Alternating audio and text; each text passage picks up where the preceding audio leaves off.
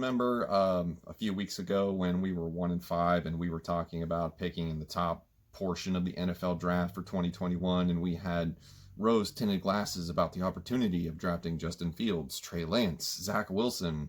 Trevor Lawrence was always out of the discussion because New York Jets exist. But at the same time, things have changed, and this is why we always revisit these things, right? So here we are, 1 week before Thanksgiving. It's the middle of November, and suddenly the Vikings are on a winning streak. They won 3 in a row. Their next 3 are at home. It looks like those games are also very winnable games against very beatable opponents who have a combined record of 6-22.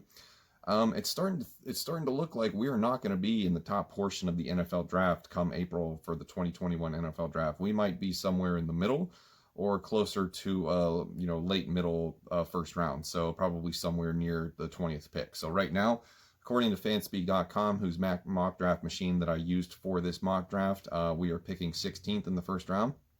Again, this is all going to change. This is not Tankathon's rankings. This is not Las Vegas odds. This is just the mock draft machine that I used. So I am, sort of victim to how they have it set up. The reason I used it is because for right now, it's the only one that you can really do all 7 rounds and sort by position. I love the organization of it, so that's why I went with this one. We're going to do all 7 rounds. I've made all the picks, and I'm going to show you what they were. And a couple disclaimers. Number one, if somebody wasn't available to pick at that selection, there's nothing I can do about it. I ran the simulation for all 32 teams, and I was in control of the Vikings. So if Trey Lance or Penei Sewell or Marvin Wilson or Paris Ford were, not available, I can't take players that are already picked. So you're just gonna have to bear with me. These were the best players available at my turns that I thought and tried to address some team needs. So I'll explain as much as I can as we go forward. So here we are with a 7-round mock draft board for the Minnesota Vikings. These are all their current picks. Like I said, this is obviously going to change. Slick Rick is probably going to do a lot of trades. He likes to have a lot of picks. He's got 12 right now, so maybe he gets 13 or 14 to end it. Or maybe he decides to finally load up and trade up instead of down. We'll see how it goes. But for the first pick, since we're sitting at pick 16 overall, in this scenario, all the good quarterbacks got drafted very quick, right? And I felt like this is too early for Kyle Trask or another quarterback. So I decided to go defense at the weakest spot on the defensive line, and that is the interior. So I went Christian Barmore, the defensive tackle from Alabama. I felt like that was perfect. That is the perfect spot to get him. Now, would I have liked to gotten Zach Wilson or Trey Lance? Yeah, sure, absolutely. But they went 2 damn picks before I got my turn. So this is what I went with. Now, we don't currently have a 2nd-round pick, so we have to wait until pick 79 in the 3rd round, and I decided at that point, there's a lot of good talent left available, but I'm going to double up at this position, and I'm going to get Jordan Davis, interior defensive lineman from Georgia. I really like this kid. I think he could even go higher than this spot, maybe even late 2nd round, but for right now, I decided to double up at what I think is our weakest position on the interior defensive line. So you think we get these 2 guys in, we get Danielle Hunter back next year. DJ Wanham looks like he could be something special after all, now that he's getting more opportunity to play. So yeah, I'm building a scary defensive line in Minnesota once again. So that is, spending 2 very good draft picks on the defense. So for the next pick, 10 picks later, I decided to go over to offense. I don't want to ignore the offensive line, but I'm going to get an offensive tackle pretty quick, and that's going to be Alaric Jackson from Iowa. A year ago, I thought he would have went a lot higher than this, but in the scenario that I ran, or the simulation that I ran, if you will, he was available at this spot, so I figured, what the hell, why not take him? I know he has his flaws, but I don't think Riley Reif is going to be back with his team next year, despite how good he's played. He might be a little too expensive. And I think the team is ready to move on. Now, Ezra Cleveland has done very well at the guard position this year, so maybe he sticks with that. I know he's probably better at tackle, but they seem to like what he's done so far. Next, for round 3, pick 102, I wanted to get a safety because I think Anthony Harris is likely gone after the season. So I went with Richie Grant, the safety from University of Central Florida. I think that is a pretty safe pick in my mind. He's somebody that is kind of under the radar right now. He's not one of your top safeties like that kid from Syracuse or the one from Pitt, Paris Ford, if you will. So I had my choice between him or the one from Florida State, Nasir Dean, I think is how you pronounce his name. But I decided to go with the upside. So, a little bit more of a project. Maybe he doesn't start right away. Maybe you bring in a veteran, or, maybe even Josh Metellus matures into something that is beyond a 7th-round pick. Who knows? But that was the route that I went. Next, I decided to give Mike Zimmer his corner. So I went with Rodarius Williams from Oklahoma State. And I figured, he's available. Why not go with the brother of former LSU cornerback, currently with Cleveland Browns, Greedy Williams? So I thought, maybe there's something to the bloodline here, and hopefully that something isn't correlated with injuries. How Greedy Williams has had a pretty rough start to his career. So I decided to get Mike Zimmer's corner. Didn't want to make him feel left out. Next, for the next pick, round 4, pick 118, I felt like, wide receiver 3 is a necessity, and he was available. So I was like, why not? He's looked good so far this season with Kyle Trask. And that is Kadarius Toney, the wide receiver from Florida. BC Johnson, whatever, Chad Beebe, these wide receivers that we have behind Justin Jefferson and Adam Thielen, I understand we don't run 3 wide receiver sets, but we have to start thinking about the future. And the future is that we need to catch up with all these other modern NFL offenses that can run, 3, 4 wide receivers, spread everybody out, and move the ball down the field. Because eventually that's what we're going to be getting to. That's going to happen in the future. You might as well start getting the pieces that you need right now for that.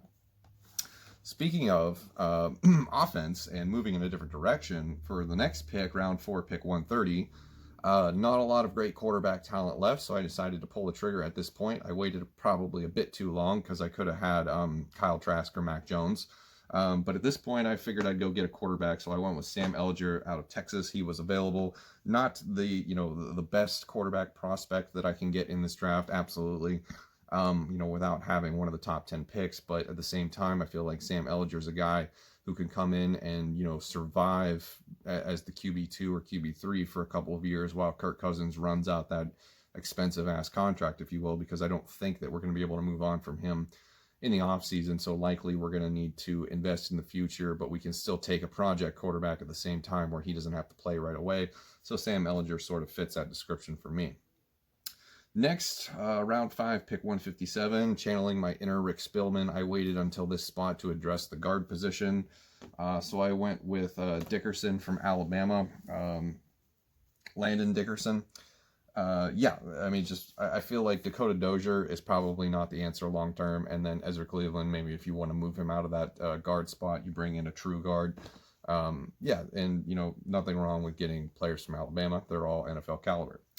Next, for round 5, pick 167, I wanted to get some depth at the linebacker position, so I went with Tony Fields from West Virginia. I felt like that was kind of a necessity, and I think a lot of Vikings fans are ready to move on from Anthony Barr, mostly because of the contract, but at the same time, Eric Wilson has played really good this year. Kendricks is really good. Maybe eventually it gets too expensive to afford all 3 of them. So I think some depth along with Troy Dye back there would be a necessity. Next, for the last 3 picks, I kind of just went luxury with these. This is sort of the part of the draft that I'm not quite familiar with yet because, remember, it is still November and there's a lot of time yet to look at all of these athletes. So I decided to go with some luxury picks here to close it out. So round 6, pick 194, I went with a running back, Stevie Scott from Indiana. I figured, why not? They're having such a great season. Why not get a piece of that and bring it to the next level? For the next one, I went with another gift for Mike Zimmer. Cornerback depth is a concern, so I went with Jack Jones, the corner from Arizona State. This is in part thinking that I don't think Mike Hughes is going to be playing any more games in a Minnesota uniform, given his, his quick, injury history, if you will, all the injuries that he's had in the few years that he's been here. So I think maybe they move on from him quite possibly this offseason. So, depth at corner has been one of the struggle buses this year for Minnesota, so I figured let's address it. We got 2. I'm very happy with both of them. For the last pick, I don't know why I went this route, but I did. Maybe it's because I think Kyle Rudolph is done in Minnesota after this year, even though he's under contract. I don't know. So I decided to go with the tight end. So I went with John Bates from Boise State. Probably could have done something more productive with this pick, but it's a 7th rounder. Rick Spielman likes him for some reason. He'll probably trade and get a few more. So that is my thinking and logic behind that. So that is the 7-round mock draft. Let me know what you think in the comments below. Remember, before you do, these were the players that I could get at the time that they were available. So we'll do another simulation in a few weeks. Maybe things will change. Maybe I'll have different players. We'll be drafting in a different position. But so overall, other than the 6th and 7th round, I'm pretty happy with this. I mean, we get two big time studs on the interior defensive line. We get a project offensive tackle from Iowa that does really good at spitting out, players from the trenches. We get to an intriguing safety from UCF. We get Greedy Williams' brother. Kadarius Toney could be drafted even higher in this if his season continues to play out. He looks really athletic at the position. Sam Ellinger is the project at the next level. And then from there on out, it was just filling up backup spots and taking some chances. So, yeah, that is my 7th round mock draft for the Minnesota Vikings, first of its kind for the 2021 NFL draft. Let me know what you think. Thank you for watching. See you in the next one.